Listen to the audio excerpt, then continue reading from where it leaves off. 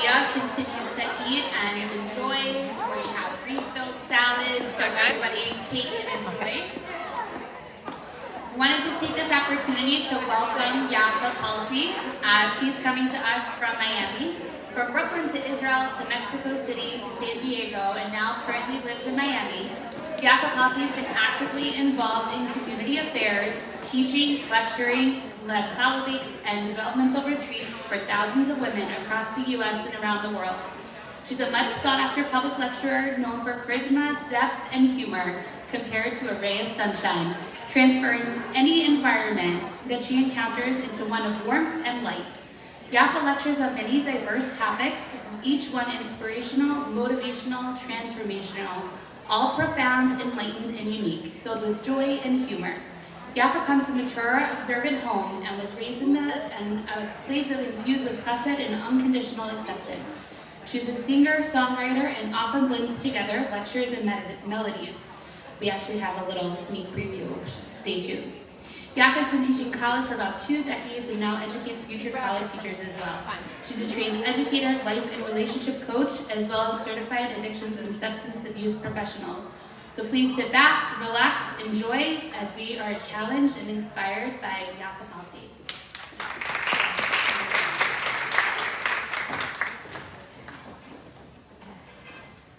Thank you for that lovely introduction. No pressure. Hi, Columbus. I'm so happy to be here with you. I'm also so happy to wear my winter clothes. I come from Miami. Just landed last night. I totally didn't even, I walked out of the airport, no coat, my little slip-ons from Miami. I was like, wow, this is different. But it's great, nice fresh air, loving it, loving the vibe over here, loving to see some of the faces that I already know. I learned from a mistake. I used to say I love to see the old faces and the new faces, but I can't say that to women. All the young, beautiful faces, some familiar, some not. Really, really happy to be here with all of you, and I will give a little introduction to who I am for those of you who don't know me. My name is Yaffa Palti. I grew up in Brooklyn, New York. Yeah, I know what you're thinking. There are Jews in Brooklyn? Right? No, but I did. I grew up in Brooklyn. I was homeschooled. Well, back then they called it expelled. But semantics. I did not repeat high school, any year of high school again. I went to 4 different high schools, okay? And the reason for that was because none of the schools that I was in invited me back for the next year. But you know what? I graduated. I did it. I'm a survivor, okay? And not only that, eventually I got married. I married my husband. Well, obviously. I am happily married. Well, he's not, but I am. Just kidding, neither am I. No, just kidding. We are, Baruch Hashem, and our main secret to a happy marriage is we do marriage workshops. He works, I shop. It's a great system. Right? But it's interesting because when I dated my husband, I am an Ashkenazi girl from New York. My husband is a Sephardic guy from Mexico. Right? That's the reaction. That's weird, right? But you know, they called me, in Hebrew, the term is a balas chesed, somebody who does kindness. And my husband needed a green card. So, you know, I was there for him. And now, 24 years later, you know, it's a good arrangement, just too much paperwork, we're keeping it. It's good, it's good. But when we dated, I actually did not know his name until our 5th date. Is that crazy? It's crazy, I'll tell you why. Because as I mentioned, I am an Ashki girl from New York, he is a Sephardic guy from Mexico. I was used to dating guys whose names were Maishi Friedman, Chaim Schwartz, and here I am with this guy whose name is Niso Palti.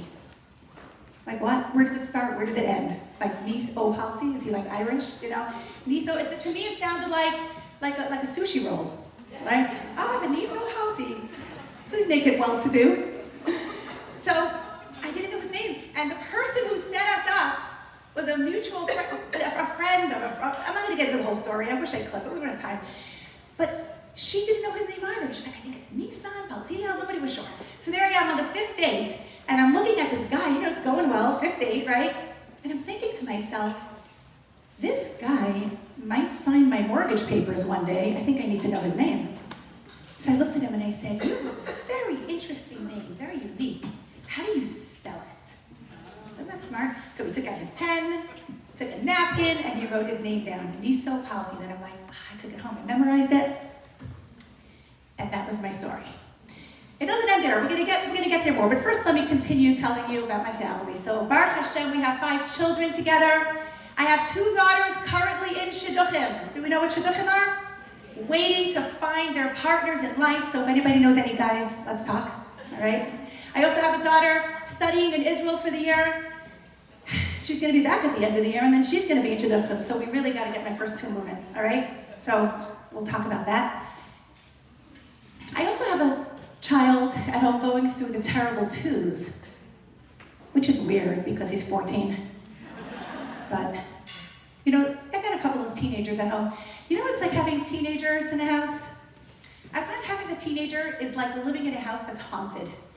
Right? You just, every now and then you see a figure out of the corner of your eye, followed by like a moaning sound, and then a door slams shut. Right? So yeah, we got some of those around too. Baruch Hashem. Anyway, I think I look my age. I just turned 30, 15 years ago. You were not supposed to laugh when I said I just turned 30. You're supposed to wait till after I said 15 years ago. Is it that funny that I don't look 30? Yeah, I just reached the age where I'm starting to need glasses when I read. So I had to make the very difficult decision to stop reading. It's the only way. Anyway, enough about me. Let's talk about you. So did everyone have a good childhood?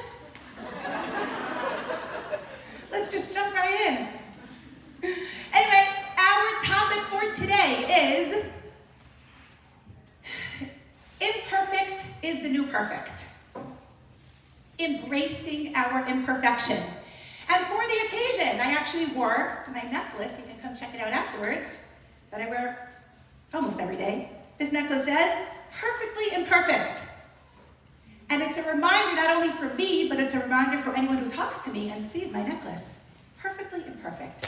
This is who we are. This is how we were made. And it's interesting, when I was putting this talk together, there were so many things that I wanted to cover. There's so many incredible points and messages that I wanted to bring in, and I'm looking and I'm like, how can I fit all this into 1 hour? And I woke up this morning and I was like, what do I have to cut out? Because not everything is gonna fit. I have to cut out this, I have to cut out that. And then I was like, you know what? That's okay. Because what if a talk on imperfection is not 100% perfect? Right? That's okay.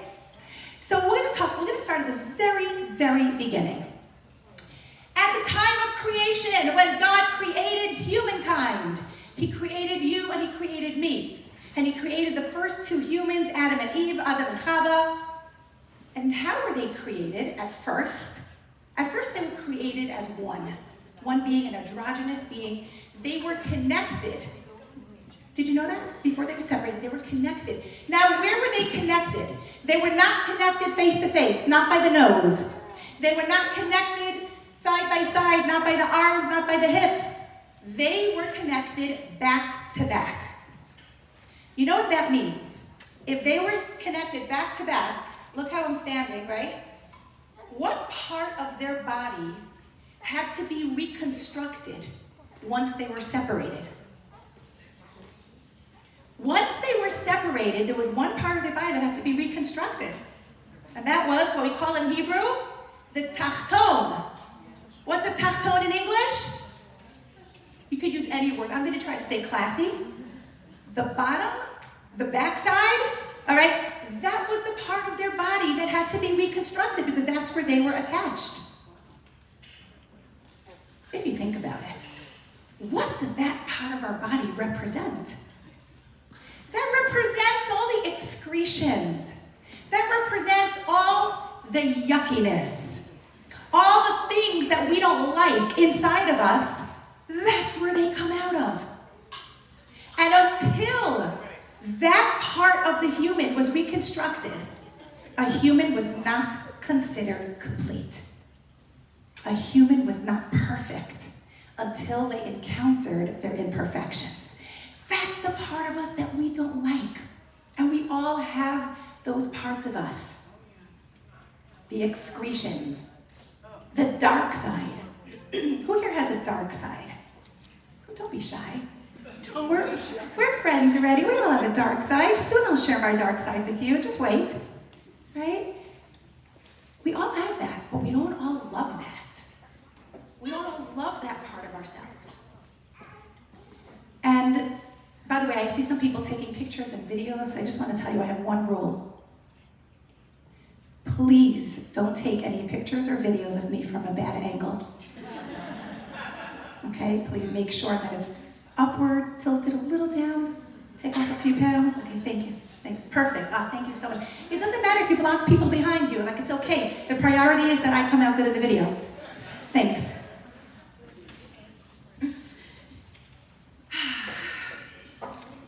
Where were we? The dark side. That's where we were. We were on the dark side. You know, we all have that part of us, this stuff that we just don't like. But understand that a human was finally perfect as soon as they were imperfect. As soon as we encounter the things about us that we don't like, that's when we're finally able to say, oh, this is me. This is the true me. It's a package deal. And I was created this way on purpose. Hashem said, 1 minute, the world is almost complete. But it's not complete yet because I didn't create the imperfections in the human. I didn't yet create the stuff that you don't like about yourself.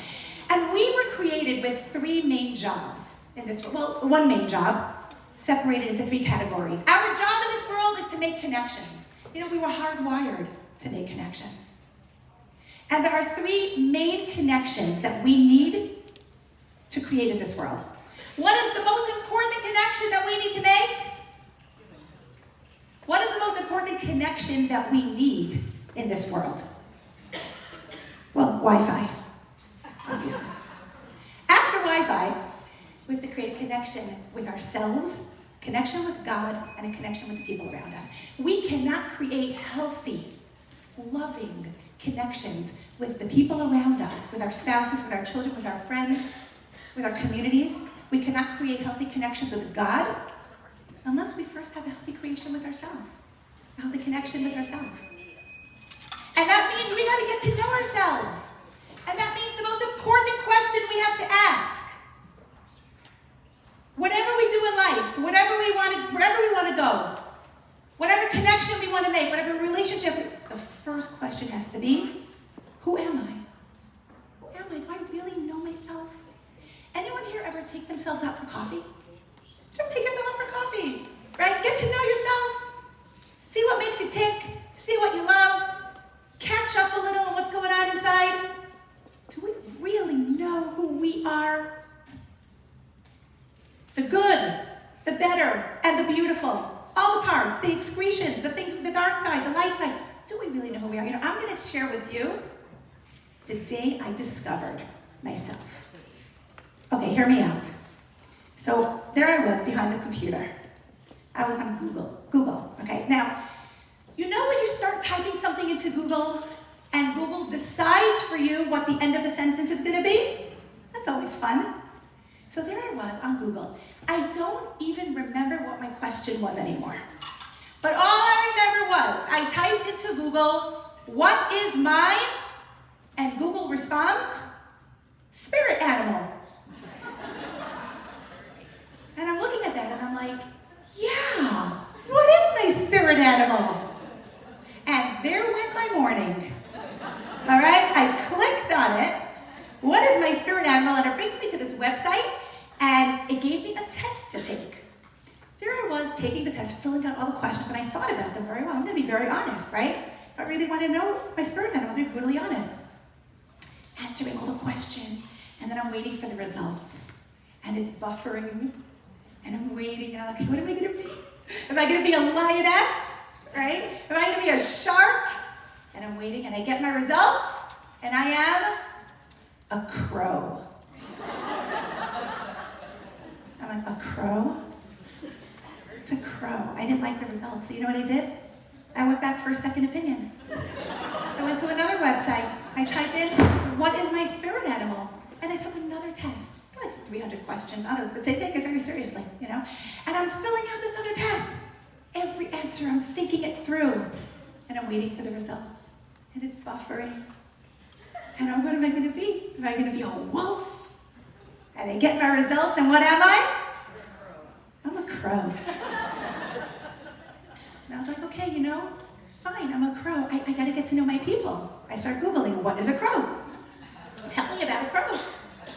And I'm reading, and it says that a crow is very defensive. And I was like, I am not defensive. This cannot be me. And I continued reading, and it said that a crow is a prankster. I was like, who knew? A crow is a prankster? I was like, I can deal with that. And I'm thinking to myself, what kind of pranks does the crow play? Does he bring home a gummy worm instead of a real worm? Like, hi, fam! You know, gives him a gummy. Like, but I realized something very interesting that day.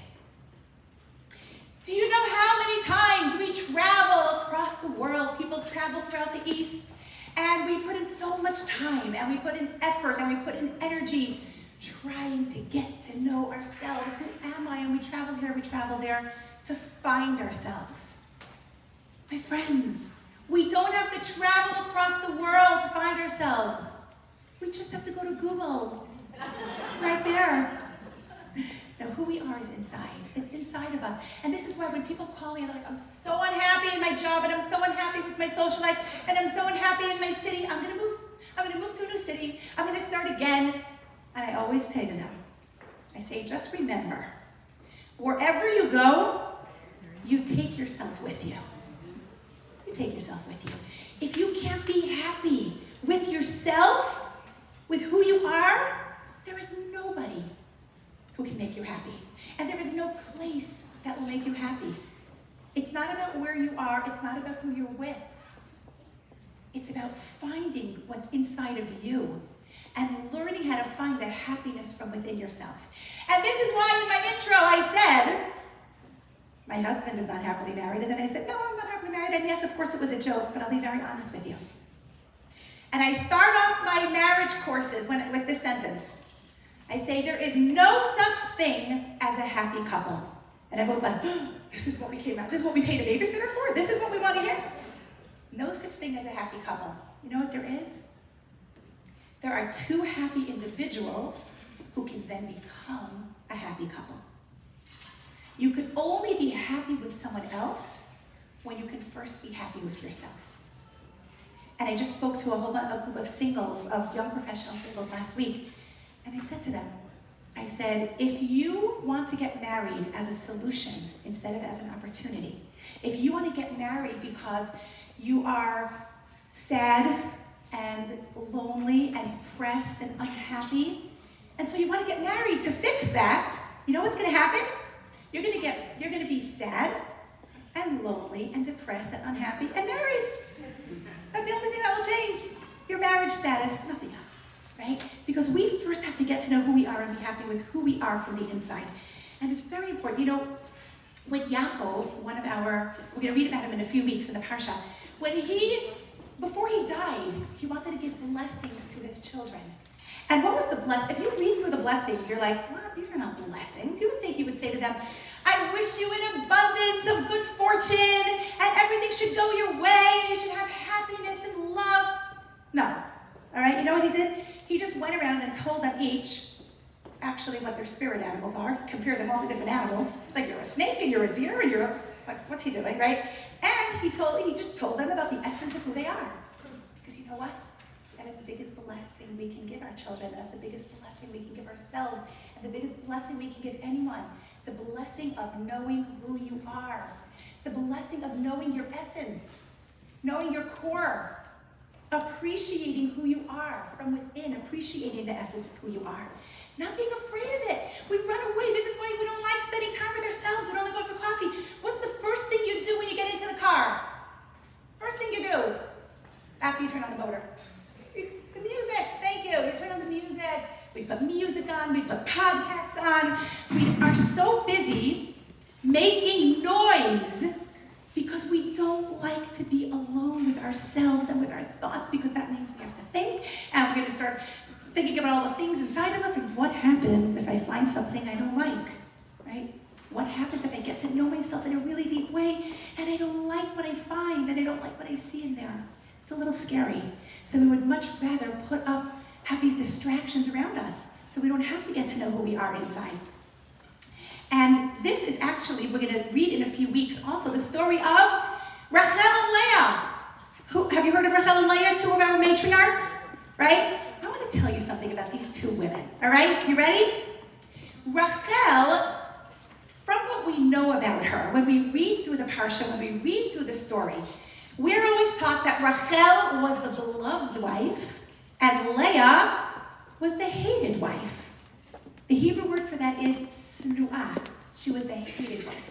Now here's the thing, if you really read through the words of the Torah and the words of the verses, it is so obvious, it is so clear that Leah was not at all a hated wife. Yaakov loved her very, very dearly. But she felt hated because she was projecting her own insecurities. Because here's the thing, the word sinu'ah we often translate to mean hated. It actually doesn't mean hated. You know what it means? It means rejected. Rejected. She felt rejected because she felt that Rachel was loved more than she was. And here's what I want you to understand. It wasn't about Rachel and Leah. It wasn't about Yaakov didn't love one of them more than the other. You see, they had very, very different natures. Rachel was a person who was naturally lovable. It was so easy to love her. She had a soft nature, a gentle nature, an easygoing nature. She was a person who was just lovable. She appreciated people. She was born on the light side of life. How many people here know Rachels? Do you know anyone with a Rachel nature? We all know people that are Rachel. It's just easy to love them. It takes no effort. Automatically you're attracted to them and you love them. That was Rachel. Leah had the opposite nature. Leah was a person who was hard to love. You didn't love her naturally. She was complicated. She was complex. She was born on the dark side of life. It was much harder to love her. It took effort. It took getting to know her, getting to appreciate her. How many people here know Leahs? Do we have any Leahs in our lives? We do, right? And do we see how sometimes it's easier naturally to love someone and it's harder naturally to love someone? And that's what it was. Yaakov automatically loved Rachel because she was just a lovable person. He had to work on loving Leah, and he did. And by the way, spoiler alert, in the future, Mashiach, our Messiah, our salvation, is actually coming from a direct lineage from Leah. Okay? Because that's what happens when you learn to love a person and when you develop a difficult relationship. All right? But here, I'm going to take it a step further. Not only do we all have Rachels in our lives that are easier to love and Leahs in our lives that are harder to love, I'm going to tell you a little secret, okay? Each one of us has a Rachel and a Leah inside of us. There are parts of me that are so easy to love. For me, that I love. I love certain parts of myself. I love my creativity, right? I love my nature, I love my personality. There are certain parts of me that I love, and there are certain parts of me that I don't love as much. Along with my creativity comes what? A little distraction, disorganization, right? That part of me I don't love so much, right? There are parts of me that sometimes I find myself saying, Hashem, why did you make me like this? Why can't I be a little more like this person or a little more like that person? Here's what we need to understand. Our mission in this world is creating connections. And the first connection is creating a connection with ourselves. That means we have to love and accept and embrace our entire package. Everything. The Rachel and the Leah, the parts that are harder to accept. We have to accept because it's a part of us. God doesn't make junk. God doesn't make mistakes. He made you like this on purpose. The entire package of you. Everything. The good, the better, and the beautiful. All of it. And that's what we need to embrace. And you know, we're so hard on ourselves sometimes. So hard on ourselves. We fight against the dark side. We fight against the parts of us that we don't like. But we're perfect just like this. Our imperfection is what makes us perfect. It's on purpose. You know, once I was doing a retreat. Some of you know, we've been on retreats together. I was doing a retreat once where there must have been 100 women there. Now, it was a 3-day retreat, so have in mind that whatever I'm telling you now was absolutely in context of the retreat, okay? Day 1 passed, we were on day 2, and then we had day 3, okay? So day 3 is when we put everything together and, you know, help all the practical parts of the growth that we need.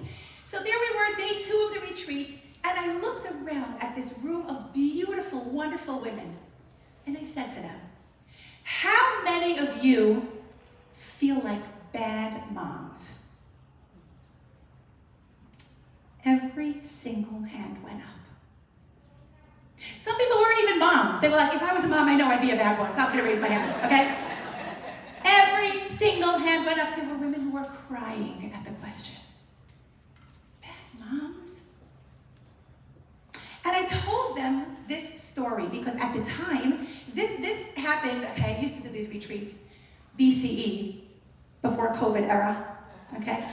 And I used to do this, hopefully we'll get back into them again soon. But this story had happened right before that retreat. So I shared this story with them. I had recently moved to San Diego with my family. I don't live there anymore now, I live in Miami, as I mentioned. But at the time we were in San Diego. And somehow, you know, for years after you move, you still find random things, like, where'd this come from, right? So one day my kids came into the kitchen and they were holding a USB. Remember the USB devices? All right, so they were holding this USB. And my daughter said to me, what is this? Do you know who this is? I was like, no, don't recognize it. I don't know, I've never seen that. And we're trying to figure out what it was. We're like, the best way to see what it is to plug it into the computer. Let's go see what it is. And everybody gathers around, we go to the computer, we plug it in, we're gonna see what is this here, what's on here. And we're watching, and what do I see? I'm trying to figure out, because I didn't have any context for this. And I'm looking and I see myself, and it was about 8 years prior to that. And I see me with my kids who were then 8 years younger. So they were all tiny little kids. And I'm watching clip after clip after clip. And finally I figured out what's going on here. I remembered that my oldest, who was probably 10 years old at the time, had gotten an iPod for her birthday. And she was obsessed with her iPod. And there was nothing on it, but didn't give her any apps. So what's the only thing she could do? She used the camera. And she would follow me around the house, videoing every single thing that I was doing. And I did not know that she was recording me. So can you imagine the horrification that came upon me when I finally realized what we were watching? I'm sitting there with my kids, and we are watching me parent my children without knowing that I'm being recorded. I was petrified. I started sweating. I was like, what are we gonna see? Are they gonna see me lose my temper? Are they gonna see me yell? Are they gonna see all the horrible things I did to them? I traumatized them once, now they're gonna go through it again? Right? And I'm watching this, and everybody's laughing. They're like, Eva, you were so skinny. Eva, you were so young. And I'm like, you know, and I'm watching this, and I'm watching clip after clip after clip. And you know what I saw in there? I was blown away. You see me in the kitchen baking a cake with my little kid on the counter, throwing the eggs and the shells and everything into the bowl, and I'm still baking, okay? And then you see me bathing the kids. Some X-rated footage over there. You see me bathing the kids, and then you see me doing homework with them. You see me dancing in the living room. And you know what you saw on that screen? There I was, sitting on the couch, reading a book to my kids. Now I need you to understand, in my mind, I never read books to my kids. I always thought, I never read them books. I always fell asleep as soon as I started reading a book. And I never got past page 1. You know what? In that video, finished the book, okay? And I couldn't believe this, and I'm watching it, and I looked at my kids, and I said, guys, do you know what an awesome mother you have? Look at her, she's amazing. I couldn't believe how patient I was. I couldn't believe how present I was. Because in my mind, I kept remembering the things, the impatience. And I kept remembering when I lost my temper. And I kept remembering all the things that probably happened a fraction of the time. And I said this to the women on the retreat. And I told them, I said, we're always remembering the dark side. We put so much emphasis on the things we're doing wrong. We put so much emphasis on the things about us that we don't like. We're forgetting about all the things we're doing right. So I want you to go home today, starting today, and I want you to start giving yourself a lot more credit than criticism. We criticize ourselves so often. At the end of the day, every day, sit down and say, what did I do right today? What did I do right in my life? With me? With my colleagues? With my husband? With my children? What did I do right today? And trust me, if you give yourself more credit than criticism, your day will completely change. And your attitude will completely change, okay? Now, even knowing all this, life is challenging. Life is challenging. We have the dark side of life very often. And we all have disappointments in life. How many people here have ever experienced a disappointment in life? Raise your hand. How many times a day? Right? Life can be disappointing. We have this list in life. Anyone know the list? It's the list of all the things. It's our timeline of life.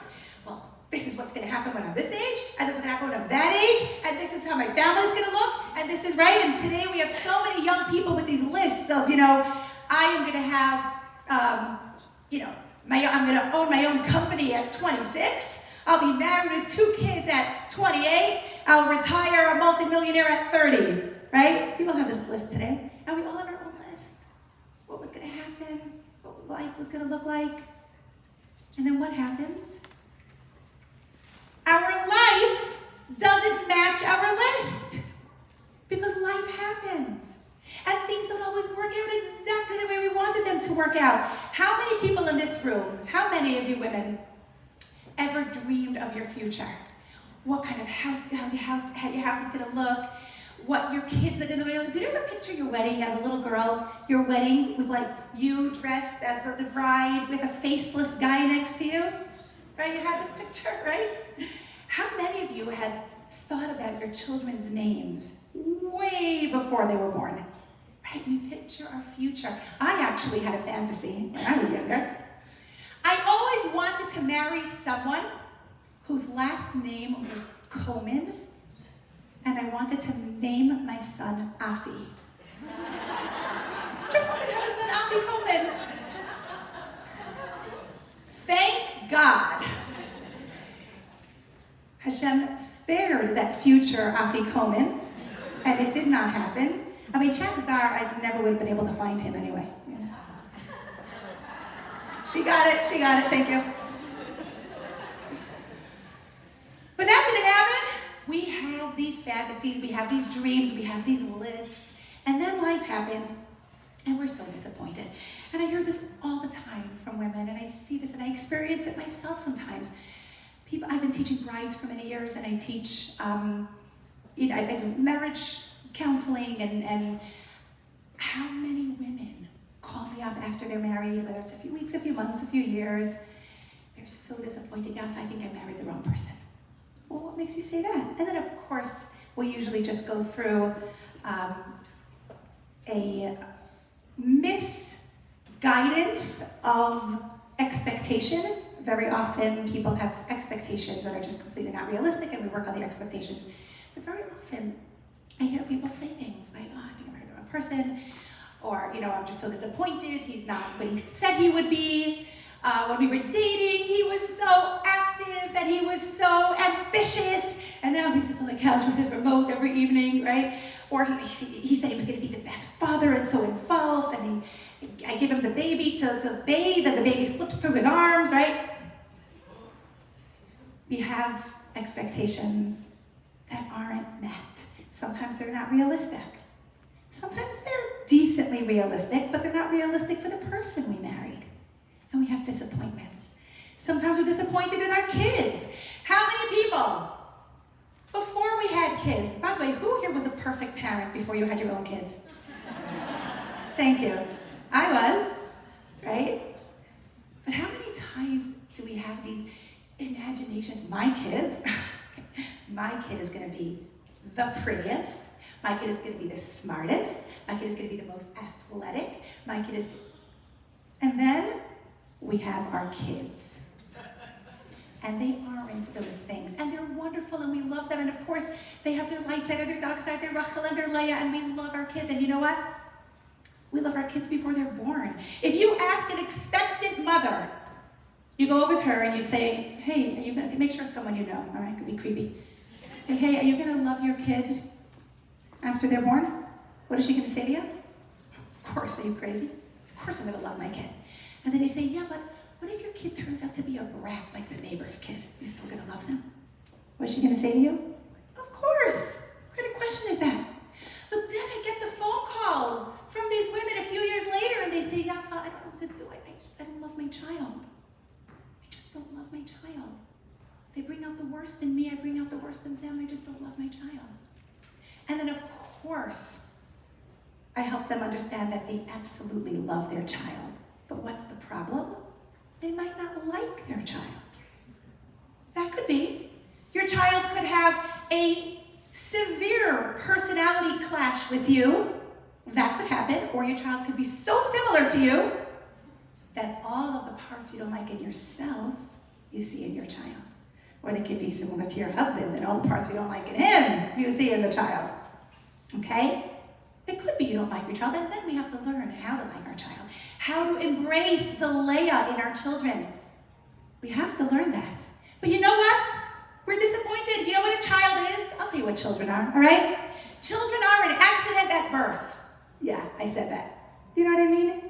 A child, you don't know who the child is going to be. You don't know how they're going to look. You don't know their eye color, their height, their level of intelligence, their sense of humor, their talent. You don't know anything about this child.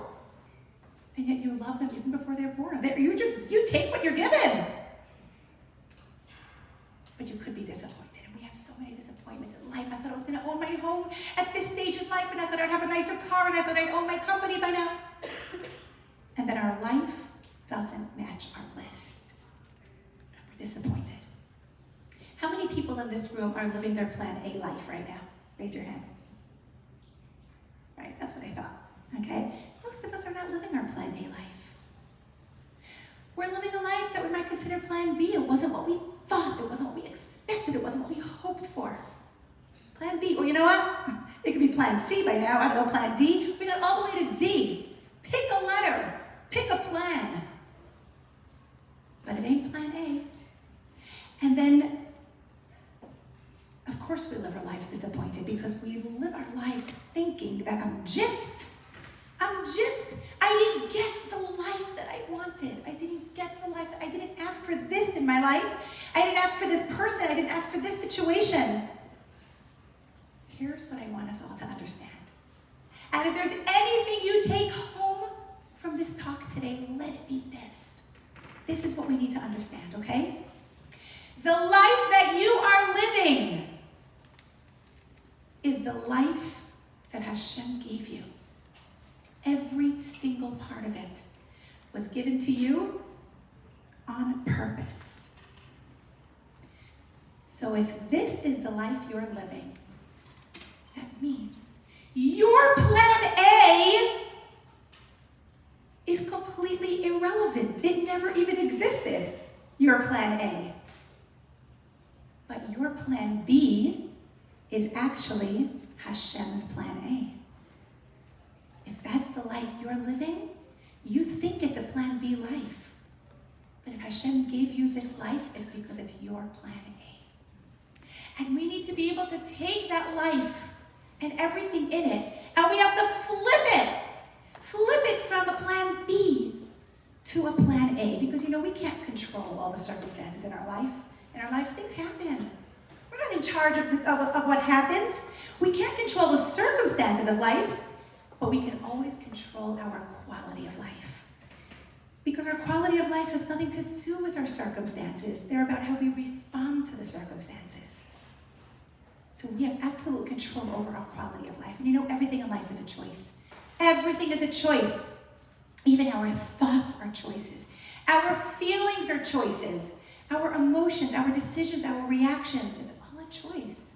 Our feelings don't control us. Our thoughts don't control us.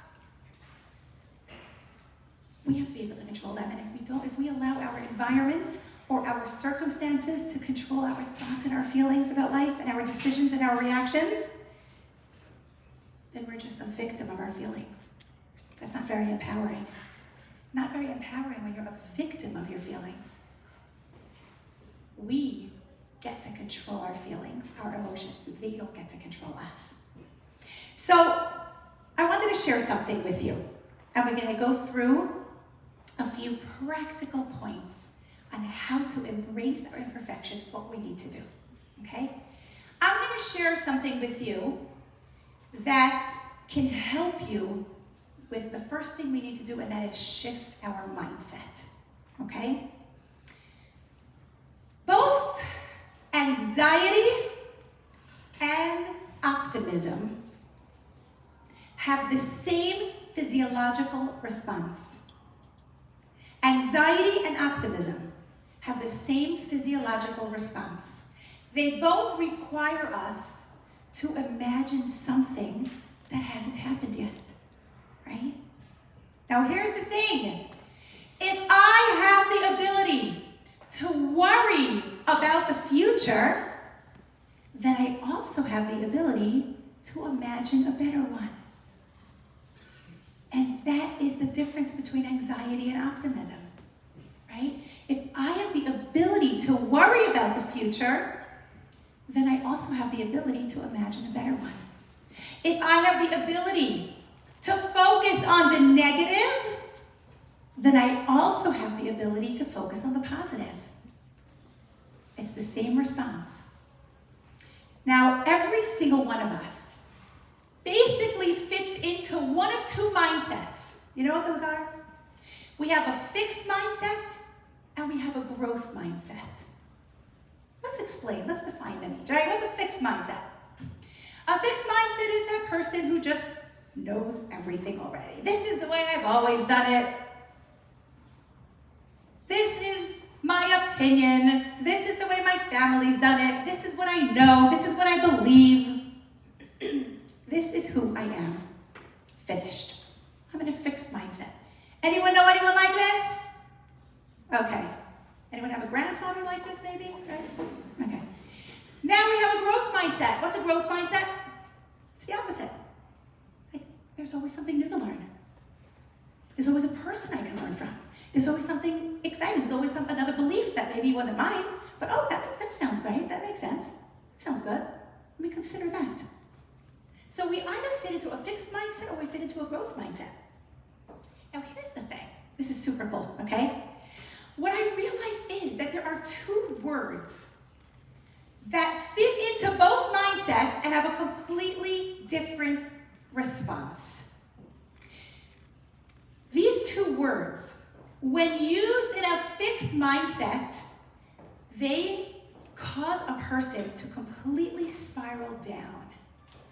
These same two words, when used in a growth mindset, cause a person to elevate themselves. What are these two words? What if? Let's understand what if in a fixed mindset. What if in a fixed mindset means all the things that might go wrong. What if in a growth mindset means all the things that might go right? For example, all right? Let's talk about a fixed mindset. Somebody lost their job. They're in a fixed mindset. Yes, it's upsetting. Yes, it's disappointing. A fixed mindset reaction, I can't believe I lost my job. Or what if I don't find a new job? What if I never make money? What if I end up losing my house? What if everybody leaves me? What if of anxiety? What if, in a growth mindset, a person loses their job?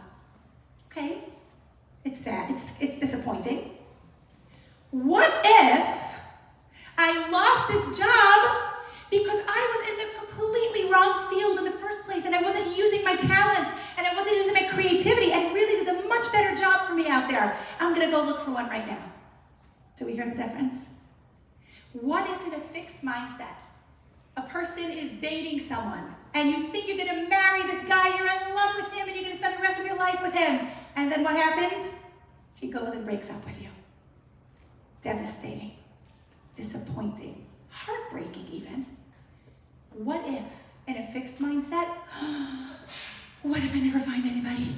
What if there's nobody else for me to date? What if nobody ever loves me? What if I never get married? What if I never have a family? What if of anxiety? What if in a growth mindset, this guy that you're in love with, you want to marry, he breaks up with you, disappointing, heartbreaking. You can be sad.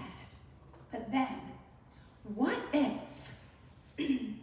if this guy broke up with me or this girl broke up with me because it was really, really the wrong person for me and I was never going to see it and I was never going to be able to move away from them and they did me this favor because there's somebody out there who's really much better for me. And I'm going to go find that person. That's the what if of opportunity. So what we need to do is, again, as I said, it is the same, they have the same physiological response. Anxiety and opportunity, anxiety and optimism. What we need to do is we need to take the what if of anxiety and we have to flip it to the what if of opportunity, right? Let's take that to parenting. Let's take that to our marriages. What if I'm such a horrible mother? What if I'm always going to ruin my children? What if I'm always going to say the wrong thing? What if I'm going to be the worst spouse? What if, right? And we can flip it to the opposite also. What if I am exactly the parent that these children need? What if Hashem gave me these children because I am the mother for them and I am a wonderful mother and I have exactly what it takes to be the perfect mother for these children? And that's what we need to understand. Before, when I said that children are an accident at birth, that's only from our perspective, right? But each child was given to us for exactly the right reason. 100% intentionally. And it's twofold. You know why? Because on one hand, you were given that child, that difficult child, that one that you clash with, or the one that's too similar to you. You were given that child because, first of all, you are the best mother for that child, and Hashem knew that. You're the one who this child needs, and also because that is the child that is going to be the conduit to help you work on the things that are getting triggered by that child. We all have our parenting triggers. We have our marriage triggers. We have our parenting triggers, right? And we have to be able to recognize what are those triggers. For some people, the trigger is the kid who's always late and the kid who takes a half hour to put his shoes on in the morning, and that's when you lose yourself, right? You know what my parenting trigger always was, which I'm thankful to Hashem that right now my kids are getting older and that doesn't apply anymore, but when they were younger, my parenting trigger was kvetching. We know the kvetch? The kvetch, that tone. I couldn't handle it. That was my trigger, right? I'd be like, can you just say it? Like, just use words? Like, you see, I'm like cringing just thinking about the kvetch, right? Just use words. We all have that. Then we have to stop and say, this is the child I have because this is the child that is a conduit for my growth. So let's understand the two different mindsets. And we got to flip the switch from anxiety to opportunity, to possibility of what's out there. Okay? Just be aware of the time. All right, we have to finish up. Okay, so now what we're going to do is we are going to go. I wanted to share some things with you. As I told you, I'm cutting out a lot of things here because my speech on imperfection is going to have to be imperfect. There's just not enough time. But what I want to do is I want to get to the practical points right now. And we're going to remember everything with acronym. I love using acronyms. Hi. Oh, is that my cue? That it's time to stop. I love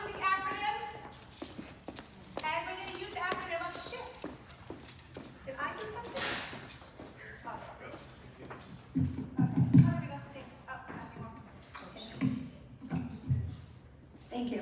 All right. We're going to use the acronym of SHIFT because we have to shift our mindset. Are we ready?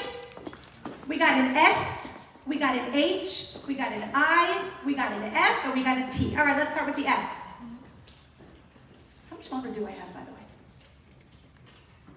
Okay, perfect. Great, let me do this fast.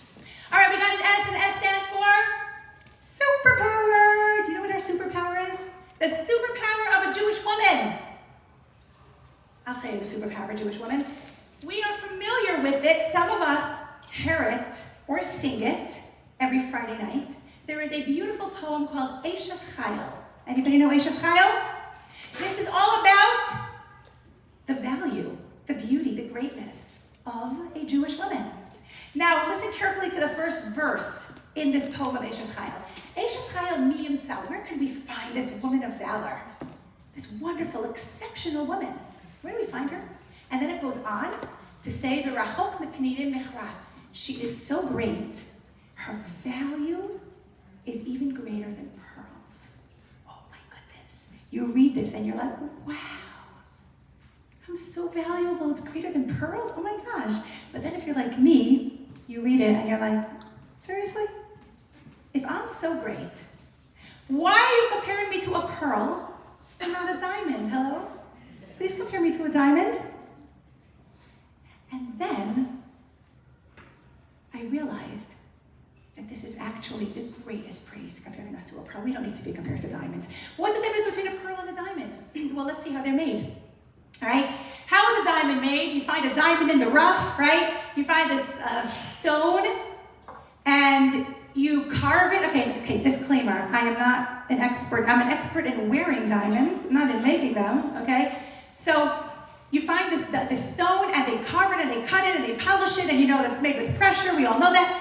And then you just have a million beautiful, dazzling diamonds. How is a pearl made? This is a little more of a complicated process. And a pearl is much more rare because of the way that it is made. So we have an oyster swimming in the ocean. An oyster. Now the oyster has a shell. What's the purpose of a shell? To protect whatever is underneath it. The oyster doesn't have skin. So whatever is under the shell is very, very sensitive.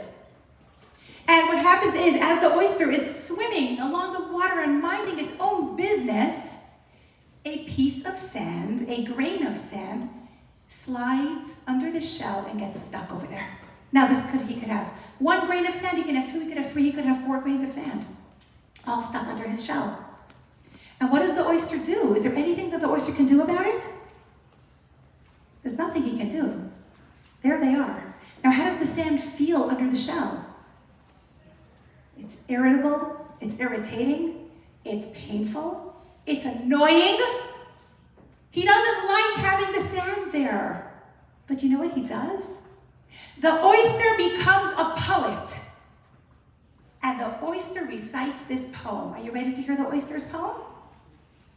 The oyster says, if I can't remove it, I'll improve it. That's the poem of the oyster. I'm going to say that again. Listen. Listen carefully. If I can't remove it, I'll improve it. I want to hear everybody say that together. If I can't, I'll... You got it. That was easy. The poem of the oyster. What does the oyster mean? He says, there's nothing I can do about it. I was given these grains of sand. They're under my shell. They're uncomfortable. They're sticky. They're irritating. They're stingy. They're painful. But this is what I was given. This is the life I was given. So you know what I'm going to do? I'm going to take these grains of sand and I am going to turn them into beautiful pearls. That's what he does. And that is the superpower of us women. And that's why it's in the very first verse of the poem of Eishes Chayil describing the value of a Jewish woman. How many people do you know have been through something really tragic or really difficult and then they built these organizations from it to help other people? Do we all know people like that? Right? They just built these unbelievable. You take your imperfection and you make it perfect. You make it better. Right? And you build these beautiful out of sand. Now, I'm one of those people. I'm going to share with you a little story about me. So, here's my dark side coming out. I am a convicted plant killer. I cannot keep plants alive. I just can't. No matter how hard I try, I was born with this nature. It's out of my free will. Anybody else? Plant killers around here? Oh, okay, thank you. We'll have a support group after. We'll talk about it. Now, here's the thing. People insist on bringing me orchids constantly. I get about 10 orchids a month. Anyone who comes to my house brings me a beautiful pot with this stunning, gorgeous orchid. And I feel so bad for these orchids because they come into my home and they're so chipper and they're so happy and they're so enthusiastic about life and they're so excited to come spend their life in my home. And they don't realize that they're going into hospice. They have about 2 months to live. And then that's it, their life is over. And I said to myself, what can I do to perfect this imperfection? What can I do? Because I'm getting these beautiful orchids and they're all dying. So I read about this experiment. They had a bully the plant experiment. Have you heard about this a few years ago? I think IKEA did this experiment where they took these 2 plants and they had people talking really positive words of affirmation to one of the plants, and that plant thrived and it grew and it had a whole beautiful life. And then they took another plant and they spoke negative words to it and abusive words and really, horrible things to this plant, and the plant just wilted and died. It was an amazing experiment. I said, you know what? Maybe that's what I have to do.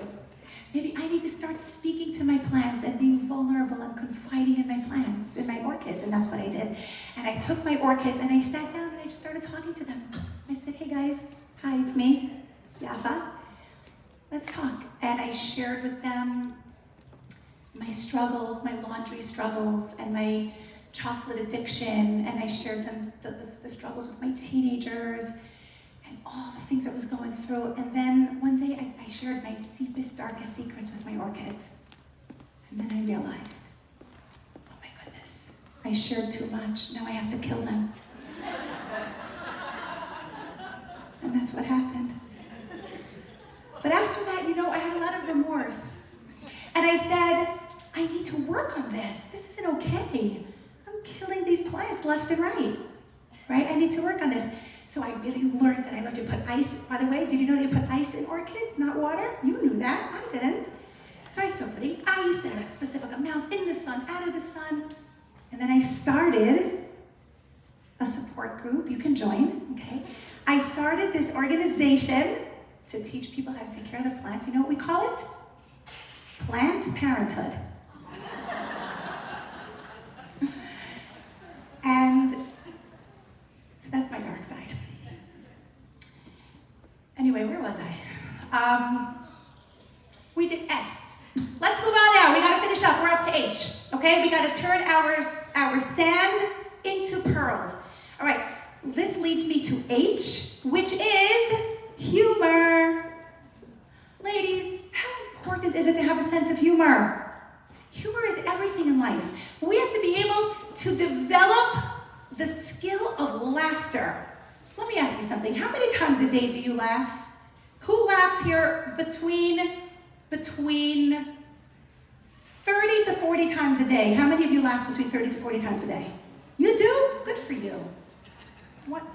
Two hands. Amazing. Who laughs between 15 and 20 times a day? A few more hands.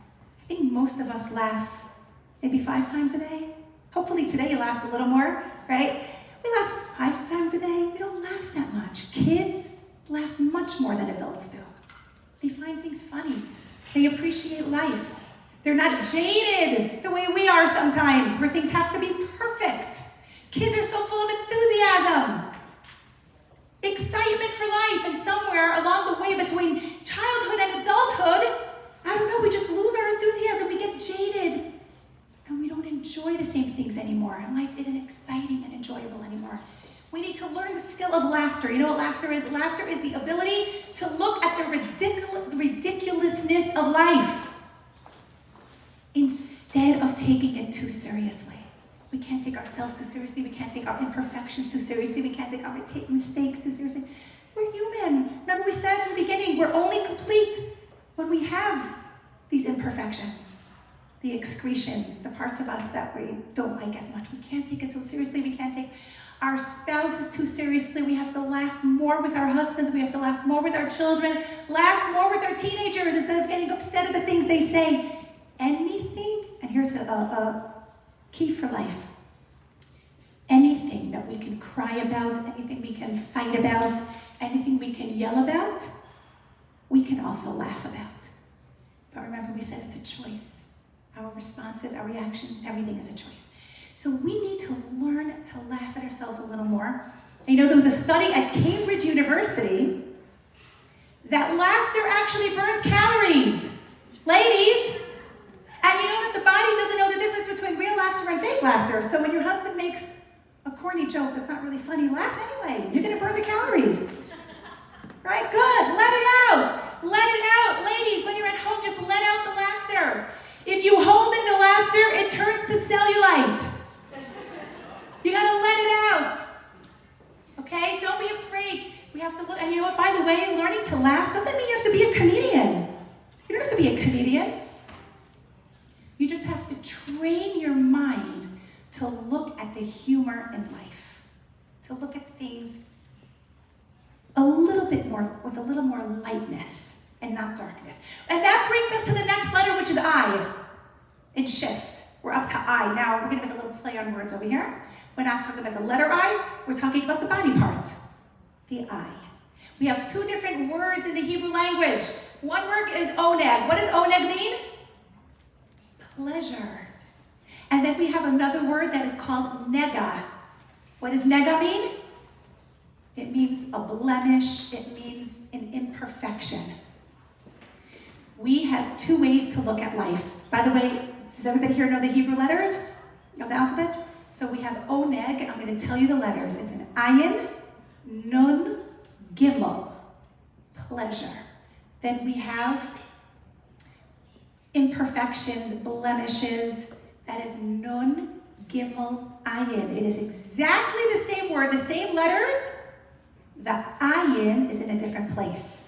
Who knows how to say I in Hebrew? Ayin.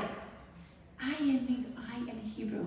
That means if we want to have a life of pleasure, or if we want to have a life of pain, it all depends where you put the ayin in the words, and it all depends where you put your ayin, your I in life. What am I focused on? And that brings us to the F, which is focus on our blessings. Focus on our blessings. Ladies, why do we light the Shabbat candles? Why do we bring in Shabbat with candles? Why didn't God tell us, you know what, guys? You want to keep Shabbat? You got to welcome Shabbat in by eating 2 chocolate chip cookies. How delicious would that be? How many more people would be keeping Shabbat if that was the case? Right? No. We don't welcome Shabbat in by eating cookies. We welcome Shabbat in by lighting candles. Because you know what candles are? What happens when you light a candle in a dark room? You light a candle in a dark room, you can see the things around you and that are in the room. You didn't see them before. Were they there before? They were there. You just didn't see them. You know why? Because it was dark. When we light the Shabbat candles, it allows us to see the things in our life that are around us that we just take for granted. The people in our lives that we just don't pay enough attention to, that we don't realize are there and their needs. That's what happens when we light the candle. We are able to finally focus on our blessings. We're able to focus on the positive things that are going on around us. We're able to pay attention. You know, just the other day on Thursday morning, I got a phone call from a woman. She was asking me for help. She told me that she was suffering from an oral disease that caused her to lose all her teeth. A young woman, maybe not even 40 years old, she has 8 kids at home. She lost all her teeth. You know what she told me? She said, I can't smile anymore. It's embarrassing to smile. And not only that, you know that the function of teeth are not only to smile and to chew, they hold up your facial structure. So her cheekbones fell, and her sinuses, and her face is saggy. She's so uncomfortable with how she looks, and she can't smile. And she said, I don't know what to do. And it made me, and I posted about it on Instagram, and Baruch Hashem, we were able to raise her a lot of money to get her dental implants. Somebody actually tried giving her dentures, but she noticed that she had a terrible gag reflex, and she couldn't use the dentures. She'd get gagging from them. So we're on our way to get her some permanent implants. But you know what I realized when I hung up the phone with her? I said, when was the last time that I thanked God for my teeth? I don't know if I ever did. Did I ever appreciate my teeth? I don't know. And I said, I need to focus more on my teeth. I need to focus more on the things that I have. And that leads us to T, which is being thankful. Here's something very important to understand, okay? You cannot be sad simultaneously with gratitude. You just cannot be sad when you're feeling grateful. And if you're grateful for the things you have and for the things in your life, you're not able to focus on the things that are pulling your life down. So when we focus on the Rachel, we're able to love the Leah. When we focus on our imperfections, on loving our imperfections, we're truly able to love them. We focus on the perfections. That's what brings us into this space where we can accept and embrace ourselves for who we are with every single part of ourselves. Remember, we were only perfect when we were created imperfect. At that moment, when the back was created, that's when we were finally perfect. And contentment, true contentment, comes from being thankful for the things we have and not focusing on the things that we don't have. No matter what is going on in our lives, where you are right now, exactly where you are, that is your perfection, your place of perfection. I wanted to share a story with you, but I think I'm over time, so I don't know, maybe I won't share that. But I'm not going to share the whole story. I'm just going to share the lesson from it. There's a story that I always share about my father. And I'm not going to get into it in too much detail because of the time, but my father suffered from multiple sclerosis for many, many years. And he was sick, he became completely paralyzed from his neck down towards the end of his life. And we were so thankful that up until like a week, 2 weeks maybe before he passed away 11 years ago. Up until a week before, the only thing that still worked was his smile. And we were so thankful, at least he had his smile. And he was known for his smile. He had a dazzling, beautiful smile. And I want you to know that my father never complained. There was never a why me. There was never a why this situation. There was never. In fact, anyone who ever heard my father, when he was losing his speech, by the way, slowly he lost his ability to function, all his 5 senses. And when he was losing his speech, he still was able to whisper a little bit. And every time he moved his mouth, we would run over to hear what he was saying. And anyone who was around would put their ear to his mouth to hear what is he trying to say, what does he want to share with us.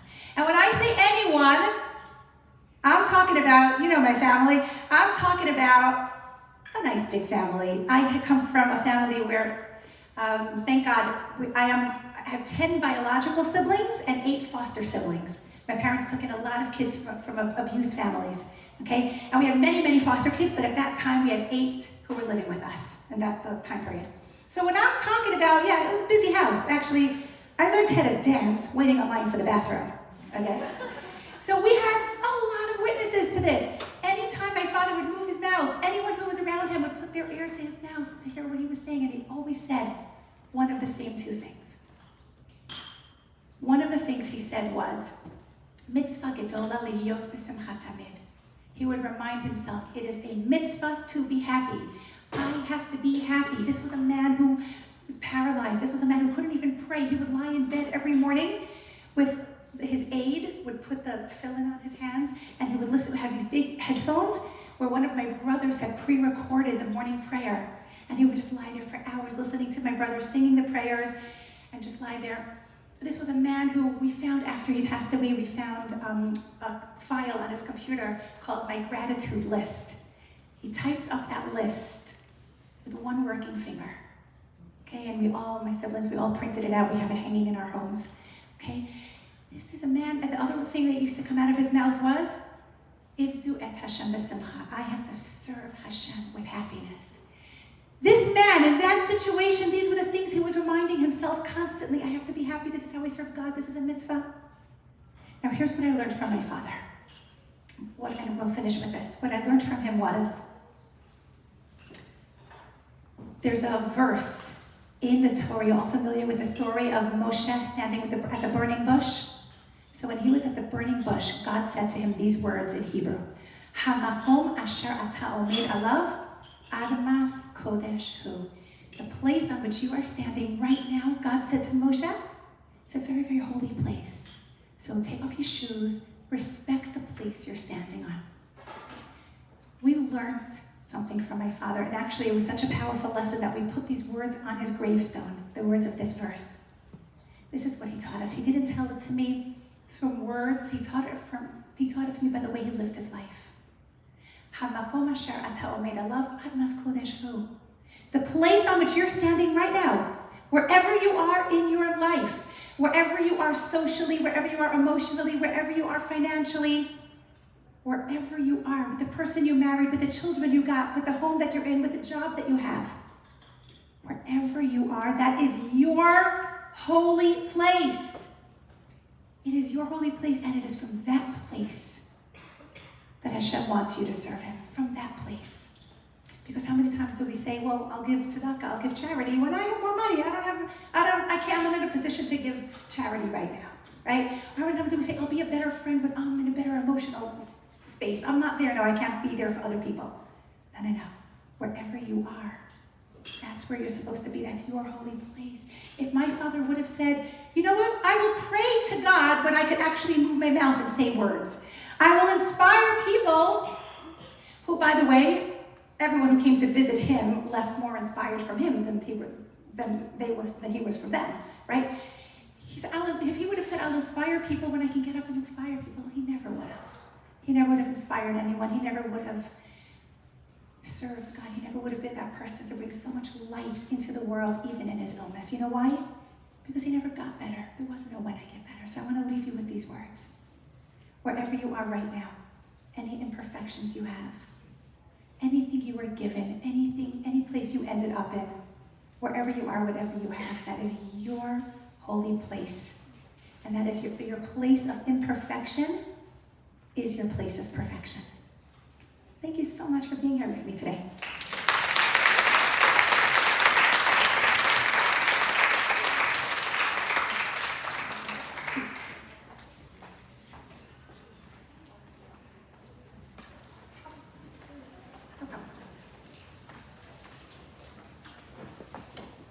I'll come back in a few minutes for that song that Kelsey promised.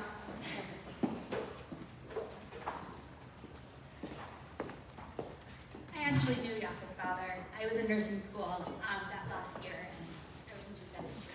And I got emotional, and I only knew him for a year, so incredible. Anyway, so thank you, Yaffa, for sharing all of that. Dessert is being set up in the back. I just wanted to give a few thank yous. Please